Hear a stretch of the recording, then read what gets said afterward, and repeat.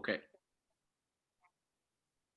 Our next guest is a former executive in the OHL and spent several years with the LA Kings organization, going on to win 2 Stanley Cups. We'd like to welcome Mike Futa to the podcast. Mike, how's it going? It's going quite well, thank you. Yeah, that's good. It's good. Our pleasure to have you on. So this is when I started this podcast a couple of years ago. This is a interview I always wanted to do. So I followed you through your career. Obviously, I'm a Western guy, but you had a great career in the O. So we'll pretty much start there. In your OHL career, who were your mentors for you leading into the position that you did with coaching and management? Who were the people that believed in you and gave you a shot? Well, a gentleman named Dennis Mills and Peter Miller, one was running St. Mike's and one was running Henry Carr. And at the time, I dislocated my shoulder in Germany playing hockey, and I had a year left of my contract, and I had a decision to make. And with a teaching degree in my pocket, my former principal at Henry Carr had left a note that if I ever came back and wanted a job at St. Mike's, that they should hire me. And it was kind of crazy how it came to fruition. I had left one of my national championship rings in Father McLean's casket. He was a huge mentor for me. And then once the door opened at St. Mike's, I got into the coaching side, and I thought it was amazing. Like, I had done some player coaching in Europe, and I even coached our high school team when I was in high school. That was another perk that Father McLean had provided at Father Henry Carr. And then I just loved it. It was the passion. Like, I had a teaching degree, and I really didn't enjoy my time in the classroom. I enjoyed teachers college, but I remember having this. My dad was superintendent, and I was I came back and I was supply teaching and play the national anthem. And I still just crushed. My dad was laughing the other day. I said, Dad, first of all, I'm only like 3 years older than these girls in high school, so this is going to be a problem to start. But I remember these kids wouldn't shut up during the national anthem, and I had a complete slapshot moment. And I just yelled, like, shut the F up. And then I realized that I wasn't on the rink. I was in a classroom. So I kind of realized that I probably wasn't ready for the classroom at that stage. And then really dug in the hockey. And as soon as I'd taken some shortcuts as a player, and when the door opened up for me in an executive position, I just wasn't going to take any shortcuts. I didn't want to let myself down, but the people that were believing in me, and I ended up I was the youngest coach in the history of the Ontario Hockey League, coaching an expansion team, which didn't go well. But I ended up getting fired. But I had made some really good contacts in the under 17 programs, and Mark Osborne, who played in the National Hockey League, I brought in as assistant coach. He ended up, I learned a ton from him, and I was immediately hired. I spent some time with Bert Templeton and Brian Kilray. I wanted to get to know some of the, the older legends of the game. And then George Burnett had offered me the assistant general manager's job with the Oshawa Generals. And I think as far as my role models at that stage, it would have to be George and Sherry Basson at the time. And I'm not sure whether you're aware of but he's kind of like a legend of the Ontario Hockey League. And he was one that be part of the Nordiques when they drafted Lindros, and he really took me under his wing. And I started to think, I wanted to get back into coaching. And he was basically, he basically just said to me, Michael, your future's in management. And he really I had started to run the draft and stuff with George Burnett, and I loved the coaching side. But when I saw George run a practice, I realized how far away I was from being where I wanted to be as a coach. And probably I'd be pretty easy to fire with my professional playing background as a second time coach. And I ended up, Sherry Basson took me into Owen Sound and introduced me to their management, their ownership team. And I went through an incredible interview process with them, and out of it, I was hired as general manager. And I guess that's where it all started for me. It was just a really unique opportunity. There were 6 of them. Paul McDermott was the lead hockey guy, and Dr. Bob Severs, and Paul McDermott had played years in the National Hockey League. And they basically handed the keys to the car over me. And Owen Sound wasn't a real desirable place for players to report. So it was kind of an intriguing thing for me to make it a place. Like, there was a list of people that would play in the Ontario Hockey League, and then there was a smaller list of people that would play in Owen Sound.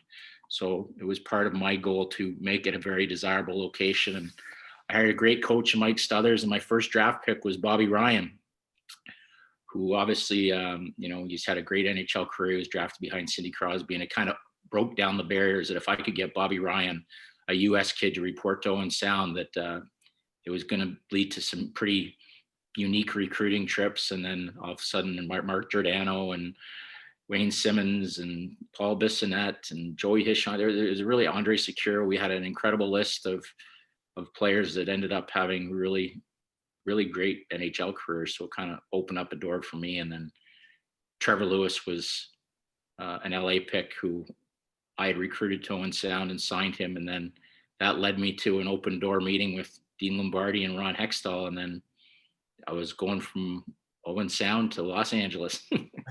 What a change. So a little bit of a temperature change. Exactly, too. So what was the culture that you brought to Owen Sound to bring the players that you just named? I was going to ask you about them, but you already named them off. So, but what was the culture that you did to bring that group to that organization? Well, first it was having I had, like, for that ownership group, they had just redone the arena, they'd almost lost their franchise, and then to redo the dressing room and really try and make it like a little NHL, to hand the keys, I didn't want to let them down. And they were such quality people that if you believe in the people you're working for, I think that was such a big thing. And I really believed in the product. I believed in Mike Stuthers, and I believed, even though it was a small town, that we could win. And it bothered me that there'd been a couple great players, Scotty Walker played there, and Dan Snyder, bless his soul. Andrew Burnett, but they didn't really have very many good teams. There wasn't really a lot of, it was almost like the blueprint for what Dean Lombardi wanted us to create. And I think that's why he chose me to run his scouting staff with Mark Yannetti. It was that culture. You can't just think you're going to win. You have to know you're going to win, and you have to believe you're going to win. And we got to a point, like, we were ranked second in Canada for the longest time. We broke all the points records for previous Owen Sound teams. If it wasn't for, I still think that London Knights team that beat us was arguably the best junior hockey team in history. It was just, but we became, people knew we were there. It was hilarious. I said, we knew we were on the map when all of a sudden the Hunter brothers had to talk about us to teams to talk. You don't want to go to Owen Sound. You don't want to report to Owen Sound. And so all of a sudden it was like, we kind of had our little American League East, so to speak, with the old Yankees and Red Sox, because we had London and Kitchener, and we were right there with them. I mean, we beat them out. They beat us out. We beat Kitchener out. They beat us. So it was a battle. And I mean, those were some of the most enjoyable times ever. And I felt, you could sit across from somebody like Mark Giordano and his family, and you knew the character that they were going to bring. And that was just, you bring in great people. You bring in people that aren't going to let you down, that you can, especially in a small town. I always said this: if you put your head down your pillow at night, know you can sleep, not knowing that you're going to be getting a call about what's going on with your players and who's out causing trouble. And they were just such a quality group of people, and they really took the community on. And Bobby Ryan as well. He was a great role model for me to be able to recruit American players. And it was just, it just, like Dean said, you've built a culture. Now we got to do the same thing at the pro level. And it's just about the quality of the person you're bringing in.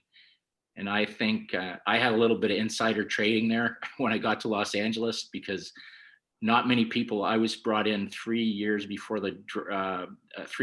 the draft. And Dean had told me that I could only talk about players in the Ontario Hockey League. And Wayne Simmons was really an enigma, because he wasn't even on Los Angeles list. They had huge turnover in scouting, and they were kind of scattered all over the place. And I told the story, but it's just word for word. But I mean, I'll try and leave the swearing out. But Dean Lombardi had a very harsh way of talking, and he and I ended up being best for, but because we respected each other's work ethic so much, and I learned so much from him about the draft and drafting players and standing up for your picks. So he says, show me your Ontario list. And I had Wayne Simmons at number 2 on the list overall, and he wasn't even on Los Angeles list. So Dean's idea of introducing me to the staff was basically walking me into a room and saying, this is Mike Futa. He's going to be our co-director of amateur scouting next year with Mark Yannetti. He's here to talk about Ontario. And by the way, he thinks you guys are all effing stupid because he's got Wayne. He says because he's got Wayne Simmons at number 2, and you don't even have him on the list. And I was just like, and that was exactly how he introduced us. And I was like, whoa.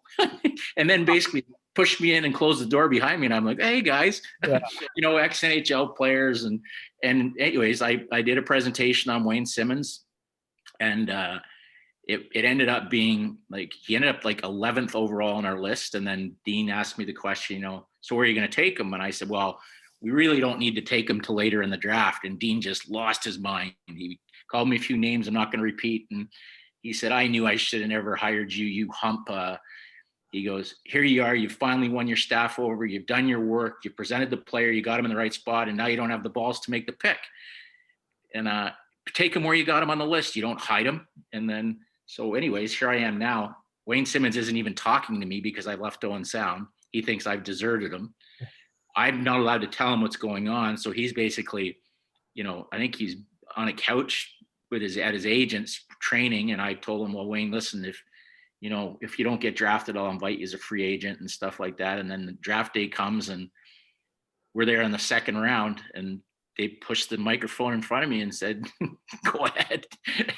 And I'm like, the Los Angeles Kings take Wayne Simmons in the second round of the NHL draft. And then my phone blew up. I had people telling me, I still remember Steve Spott saying, I hope you didn't sell your house in Owen Sound because you're going to be fired in about 10 minutes. And it just, Wayne Simmons has gone on to, Pete DeBoer believed in the pick, and our staff believed in the pick, and Dean Lombardi, when Wayne got down there, and it was just a testimony. I knew he was never going to let me down with the character he had.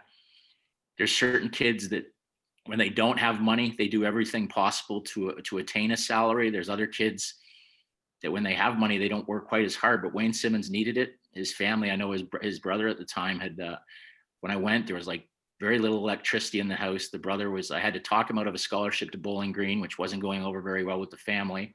The brother wasn't allowed to play football because they could only afford equipment for Wayne. So it was one of those stories that you just didn't want to let the family down. And then Wayne just took over. He went down there. He almost made the team as an 18-year-old. He fought, he scored. He was still like 152 pounds, which was just beyond me, like how thin he was, but he was so powerful. And then I think he maxed out at like 176 pounds or 182 pounds. But you look at the career he's had, he makes me look good every day. I think part of my proudest stuff about that, like when you talk about that group of players that I had, is there was an award last year. I'm not sure it was either the Messier Award or the award for best off ice. And the 3 finalists were Justin Williams, who's one of my best friends in the business, and then Wayne Simmons and Mark Giordano. And it was either for leadership or their roles in the community. And then you just start to think, when you surround yourself with those type of people, you're going to have success, because they're not only great players, but they don't cheat anything. And they're great role models to build your culture around, because they'll do anything to win. And they work. I use the analogy, they work just as hard when the teacher's not in the classroom as when the teacher's in the classroom. So the ultimate pros. Yeah, no, and they are and it was the Mark Messier Leadership Award that Mark Giordano won, and he has in the past won the Community Award too. So speak of Wayne Simmons as a person and what kind of relationship you guys still have today. Like, yeah.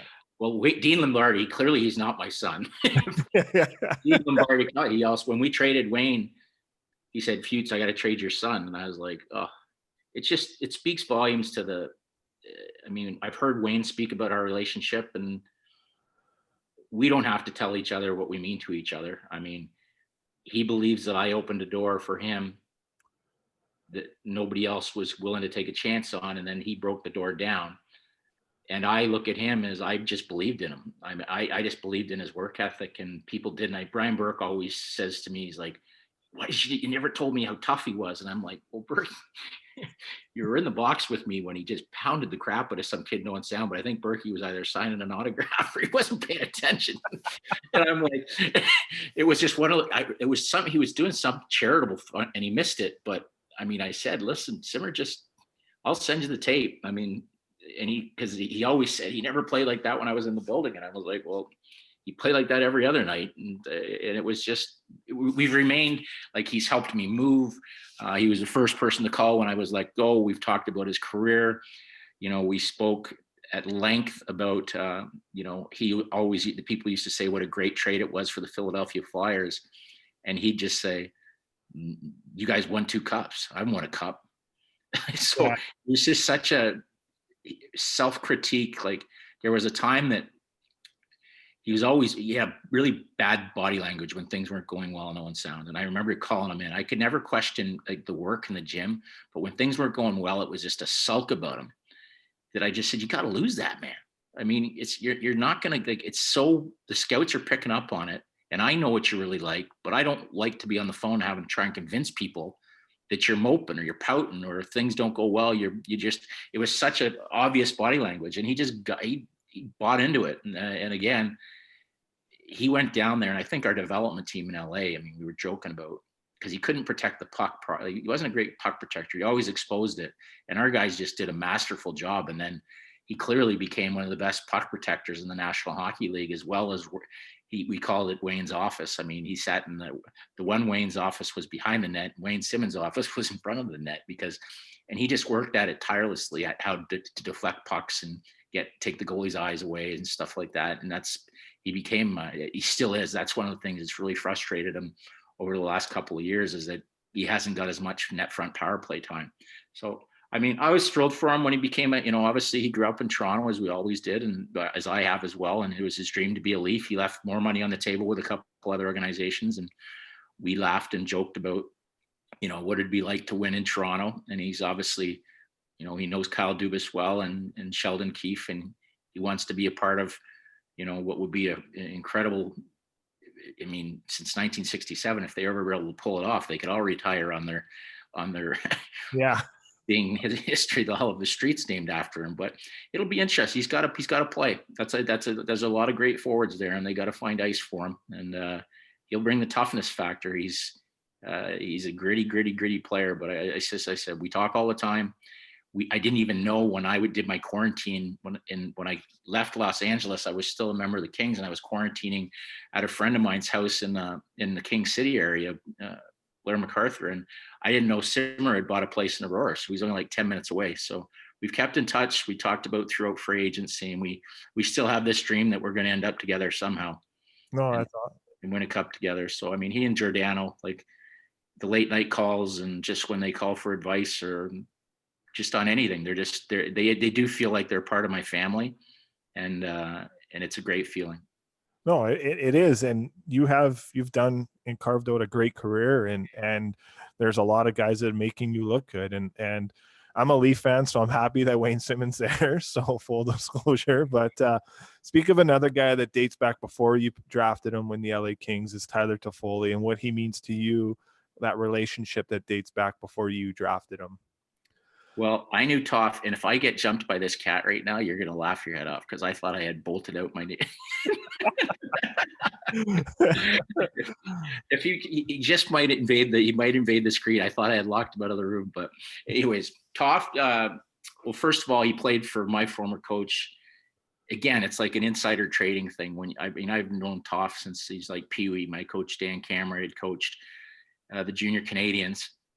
And I knew Tyler's family. I knew his dad was basically on the bench as like one of the trainers and stuff like that. And I knew him very well. He went to Ottawa. He shot the lights out of the 67s. He was always a little wee jokes. I mean, he got the cheeks and stuff. He was a little pudgy. His conditioning was never where it needed to be. But what he did with the puck and the goals he scored, you couldn't teach. And I mean, I knew the family well. His draft status dropped, but again, we had him so high in our list. That's what I found so incredible about the NHL, where like how certain lists, like we had him about 11th or 12th overall on our list, and he was still there in the second round. And I just said, Dean, I'm sweating every pick here. Like, and Mark and Eddie and I just looked at each other and said, let's remove the doubt. And we ended up trading a pretty high pick to move up 2 spots in the draft, because I really felt that Colorado had him on their radar screen, and we ended up trading a pick to move up 2 spots, and we took Ty. And it was just, I mean, he came down. I used the analogy. I said, because when you're in LA, all these guys, I mean, any chance they can get to the beach to take their shirt off, they're all into it, because these guys, half of them are ripped and they're all in great shape. And Ty didn't like taking his shirt off as much when he first got down there. And then when he bought into what he needed to do in the gym, it was hard to get him to keep his shirt on. So he worked tirelessly. You know, he worked with our skating coach. He worked with James Richmond on his skating. And he found a step. He was American League Rookie of the Year. He did all the steps properly. I mean, I love the kid. I mean, I love the family. But it was funny because, I mean, one is Dean Lombardi was like, looks like this Toffoli kid's going to play. And I'm like, yeah, okay. Yeah, thanks, Dean. I think he was about to break a record for the most goals in the Ontario Hockey League. It was good. It was either 50 or 60, but he was on a point streak of something like 40 games or something like that. Or he had scored. It was definitely an OHL record. So Dean's like, I got to go in and see this. And sure enough, Dean and his the kid finds out the GM's coming in, goes into a little panic attack. And I don't think Ty touched the puck the entire night. Oh no. He was like, oh my God, is this the same kid you're talking about? And I'm like, oh yeah, it's the same kid. I said, nobody in the Ontario League could shut down Tyler Toffoli, but you, Dean Lombardi. You kept our own draft pick off the list or off the scoreboard. But no, we joked about it. And then Ty, of course, you know, he got called up and Daryl kicked him in the ass and sent him back down with his marching papers. And the next time he came up, he was up to stay. And, you know, he was I think he kind of traveled around with the team in 2013 and got to see, you know, I think he was with our guys when we went to the White House, and he wasn't a part of the 2012 team, but you could just see him chomping at the bit. And then we go to 2014, the old 70s line. He and Tanner Pearson jump up and find some magic with Jeff Carter, and, you know, Ty's scoring regularly at the NHL level, and he's a Stanley Cup champion very young. And that was a great moment for us I still remember my picking up the Stanley Cup for my day with the cup, and then Ty showing up at my party, and for me to be able to hand over he was the next day. So for me to be able to hand over the Stanley Cup to Ty was a pretty emotional moment. And he had his wonderful, I think he was flying it around too, brought it to Ottawa and stuff like that. But it's it's devastating. I've kind of, sometimes you try and warn these kids when they're getting a little bit high on their horse that, and it's just natural when you win that, you know, you got a ton of money. You've won really at a young age. And if you want to stay in Los Angeles and you want to, you know, we need a lot more, And Ty had some struggles, and he struggled under Johnny Stevens. Like, as much as Daryl Sutter was tough, Ty was great. It was Ty couldn't get going. He really liked Johnny Stevens, but he couldn't get going. And then when we brought in Willie Desjardins, there was no accountability, and players like Ty were kind of running wild, just not buying in.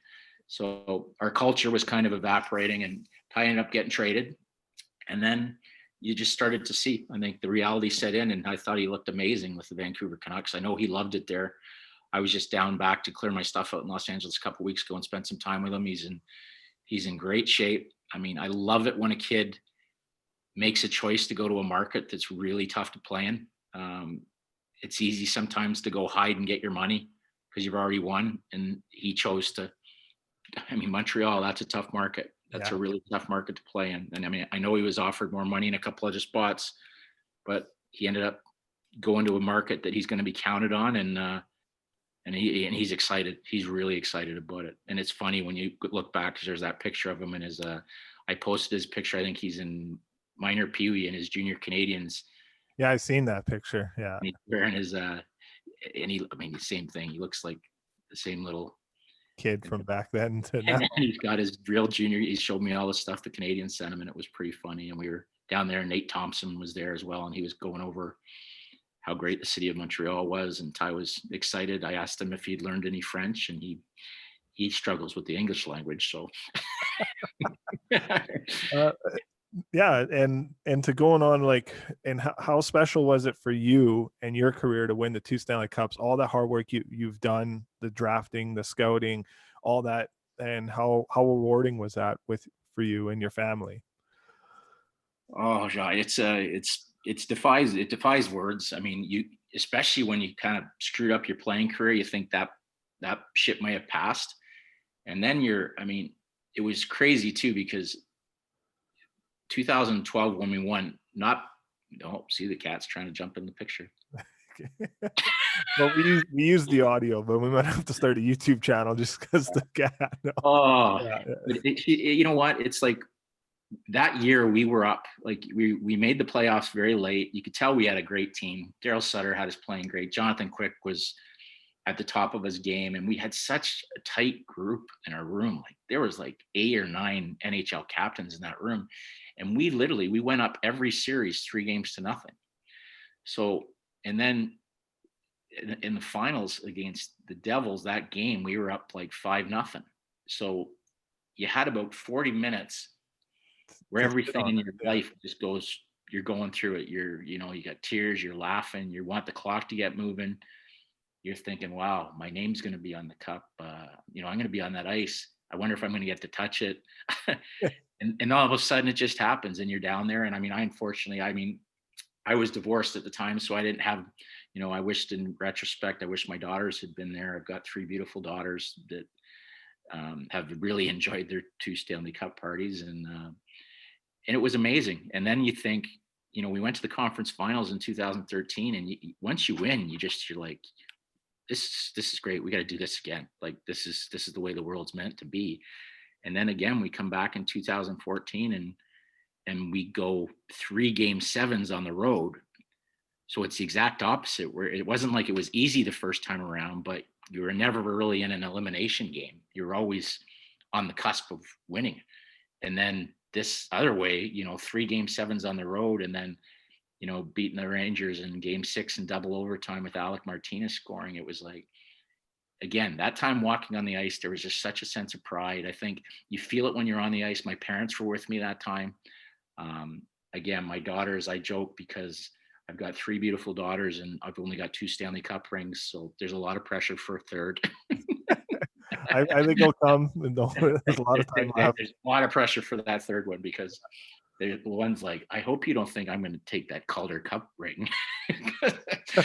They downplay these things like they're nothing, but it's funny how they look at the championships. And then again, I think just the general respect that you gain around the league. And when you're sitting at that, like, I mean, there's little things from a scouting department, like when you're really bad, you're right in the front row. And you don't ever want to have good seats at a draft. Yeah. Because that usually means you're rebuilding. And if you're too close to the stage for too long, you're probably going to be out of a job. So we just kind of joked how we're quietly moving. Your goal was to get to that table 30 or 31 with expansion. And when we finally got to that table, you don't want to leave it, because that walk, we ended up trading the pick away, but that walk, when you're walking up to the stage, the longer the walk, the better. And just the pride that you feel in what you've accomplished. And then, obviously to be able to give my mom a Stanley Cup pendant and to have 2 Stanley Cup rings. And when you see your name engraved on the cup and your daughters it's surreal. It's absolutely surreal, but you realized how hard you've worked for it. I don't think for one second that I lucked out. I mean, I worked for every inch of it. And then when it comes to, it's a gut punch obviously when I didn't get renewed with the Kings. I've only been with one NHL team. It's not like I bounced around. I had 13 years there in a variety of different roles, a couple Stanley Cups. I've said at length, I didn't like the way it was handled, but it's just the timing during the pandemic. I didn't think it was handled in a very classy way, but it is what it is. It kind of makes you hungrier for the next stop. And I mean, I've had some very interesting conversations about joining new teams when the new season starts up again. I had a very interesting tenure in the media side. A friend of mine, Jonathan Davis, had said, you know what, why don't you do, you do interviews all the time. Why don't you go on and do the draft show or something like that? And Elliot Friedman reached out to me, and I ended up doing the Sportsnet draft. And I was terrified. Like, it was so out of I thought was going to be like the rehearsal. I was just terrible. And I didn't feel like it was going to be fun. And then I had a great talk with Brian Burke and Elliot Friedman and Sam Cosentino after. And then they just said, just be yourself. I remember I always joke because it's in this movie Youngblood, which is did not win an Academy Award, but it's hilarious when you're a hockey player and you're in a movie or something, you always feel the need that you have to act when you see the camera near you. You can't just be yourself. You feel like you got to be like Clint Eastwood or, and you end up looking stupid because you're acting instead of they just want you to be yourself. They want you to be a hockey person. So I ended up just being myself, and they ended up having a ton of fun with it. And then the producers asked me to come back for free agency, and I loved it. It was great. It was a great experience being on that side of the camera. Not too thrilled with having to put makeup on and Yeah. and have someone in your ear shouting at you, hurry up, tell a story, hurry up. But it was just, they made it so well. It tells me how like David Amber and Sam and Brian, I mean, especially like Elliot Friedman, how like to be on that side, you understand now why they say he's one of the best in the business, with how relaxed he makes you feel. And it was just an awesome feeling, to a point that I've talked to them about going back and maybe doing some stuff until the hockey gets started up again. But it was a great experience. But I didn't want to lose, like, for people in the hockey side to think that I was making this permanent switch to media in the interim, because my heart and soul is definitely in getting that third Stanley Cup. Yeah, and we've had Elliot Friedman on our podcast once, and he's an absolute pro, like you say, and it's awesome that he, brought you in and made it easier on you. So, and to kind of go back to where you want to go now, are you in talks with anyone? How are things going on that front of getting back in the game? Well, I've had discussions with teams. The one thing that's hard is you get, like, because I've interviewed for so many, I mean, I've interviewed for general manager positions, and early with you don't want it to come across as, you're interviewing and you're not always, you're failing. It's a real honor to interview for a general manager's position. And I mean, early in the times that I went under Dean Lombardi, like, I had a letter that said you can interview him, but you can't hire him. So for me, I was just gaining experience. So it wasn't like I was going to these interviews with the thoughts that I was leaving the Kings.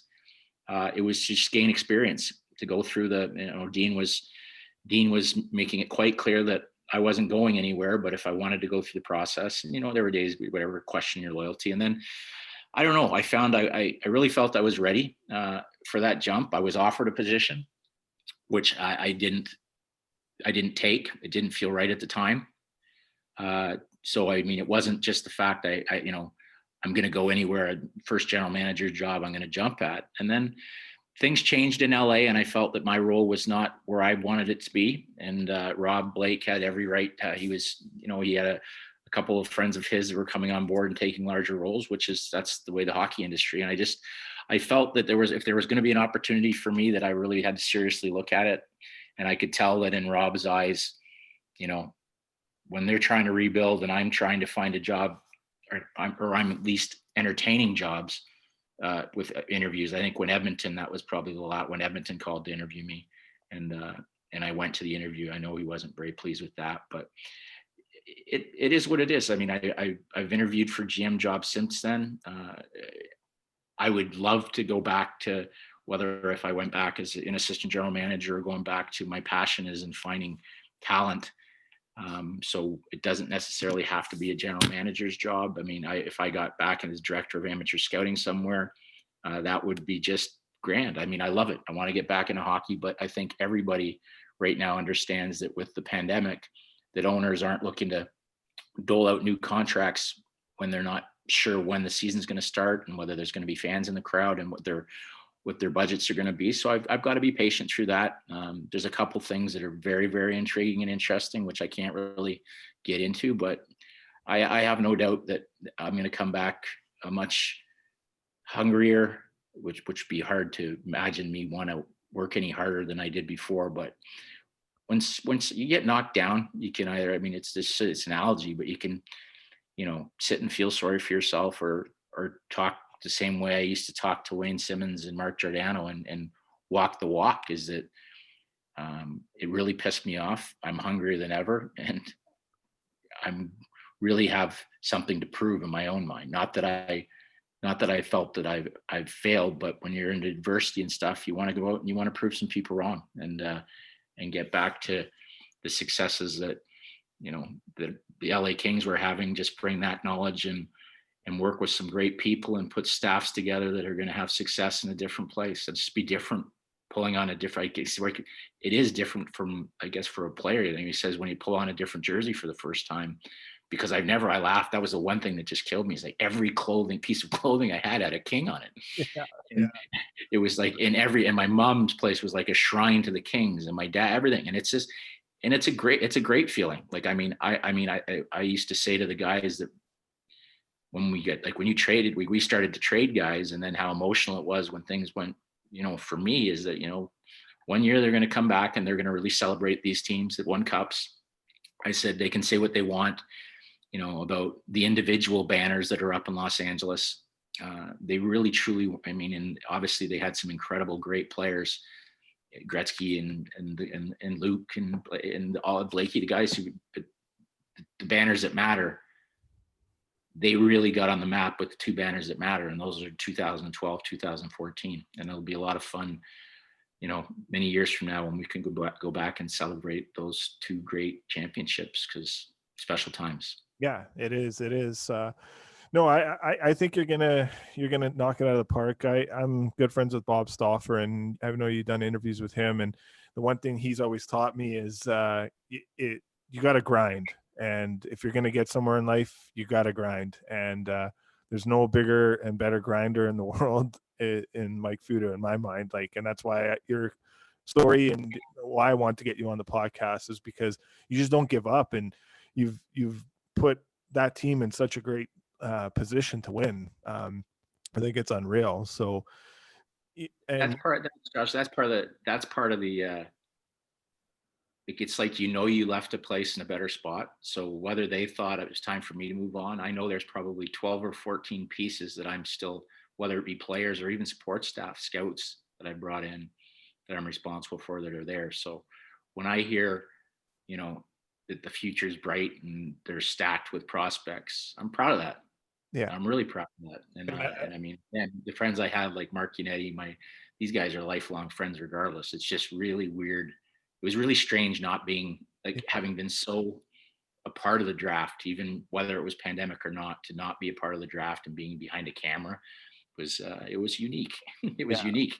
And Bob Stauffer, it's funny though, how you meet people through these crazy times. Like, I kind of made it to myself that I was only going to, just a couple buddies had asked me to do podcasts and stuff, and I didn't want to start going crazy. And I remember talking to Bob, and we just hit it off. Like, it was hilarious. He always shares these stories about their Alberta Golden Bears teams that completely outplayed us, but we beat them. Yeah. He talks about that. Yeah, he was talking about that last week, actually. We've had we just hit it off, and it's been fun. So being able to go on some of those shows and stuff like that, and meet people that like yourself and stuff, that part's been fun. Anytime you get a chance to talk hockey again and talk about, the great people that you've been surrounded, the great players you've had the privilege of drafting, your successes, your failures, it's good. It drives you. It just kind of, every time I start to do one of these things, it just lights that wick again, that I cannot wait to get back at this. Yeah, and I will. I have no doubt in my mind that I will. Just have to be patient. Same here. And I got two questions, and you can kind of answer them together, and then we'll get you out of here. Is we got Milan Lucic, who you're familiar with in LA, who you had there. He had a great year. We have him coming on the podcast coming up here. So if you have a Milan Lucic story that we can bring up to him, and then a question after that is, any advice for kids with parents, as you're a scout, any, you always hear the crazy parent stories, but any advice you can give parents that are going to listen to this podcast to help their kids out to get to that next level? Well, first, Luch. Yeah. Luch,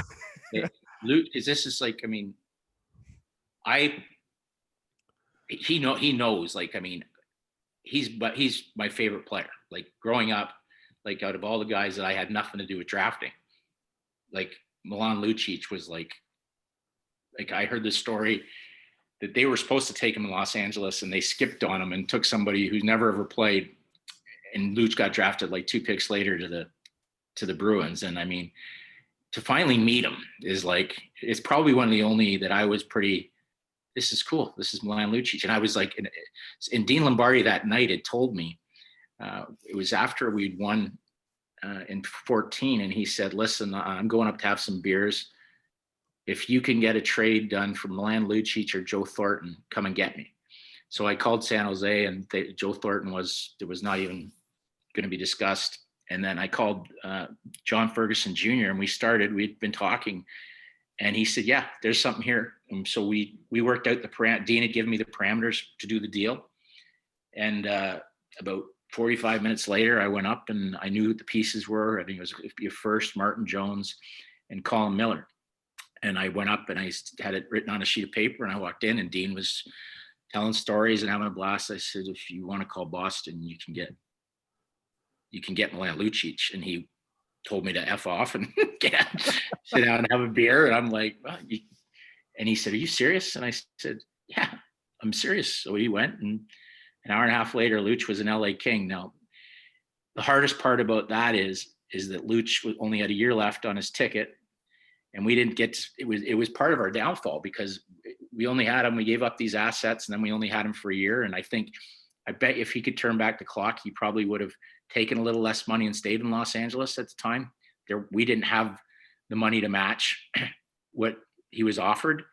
And, but he was just amazing. Like, what a great teammate he is, how legitimately tough he is, but what a great heart he has. So you're gonna have a lot of fun with him. But I told him, like I said, first time I met him, I said, and I wasn't kissing his ass. I just said, this is pretty cool. You're my favorite. Like, if I was to say, I mean, Doug Gilmour and Wendell Clark were growing up as a kid, my two favorite hockey players. And then from the moment I got into the industry, Milan Lucic was my favorite hockey player. So, and we've had some funny, I remember I had snuck into Toronto, and I was out on a date at a steakhouse downtown Toronto, and I had Leaf tickets, and I was going to try and go incognito, because every now and then, being from Toronto, I wanted to go in and watch the Leafs play and not be the assistant GM of the LA Kings, and a non-working night, so to speak. So I had this pretty hot date, and I'm walking down the stairs thinking nobody's going to recognize me. And all of a sudden this door swings open, and Mark Giordano and Milan Lucic are there, and the Calgary Flames are having their rookie party.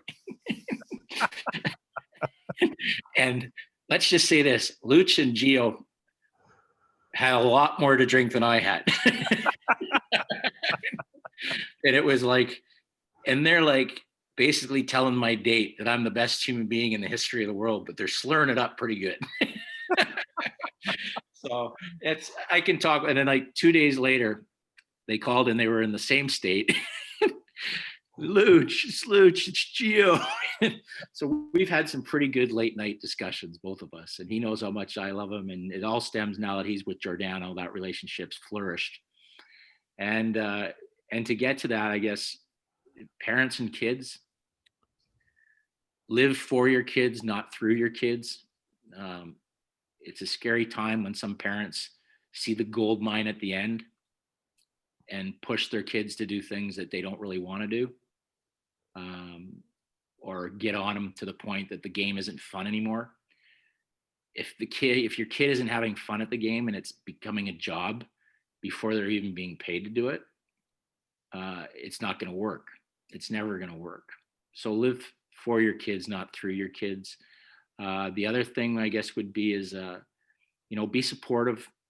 Don't push too hard, but make sure that you understand. I think it's always nice to set attainable goals. Like I always said, realistically, if I can get my education paid for, or some part of my education paid for through hockey, then that's, baby steps.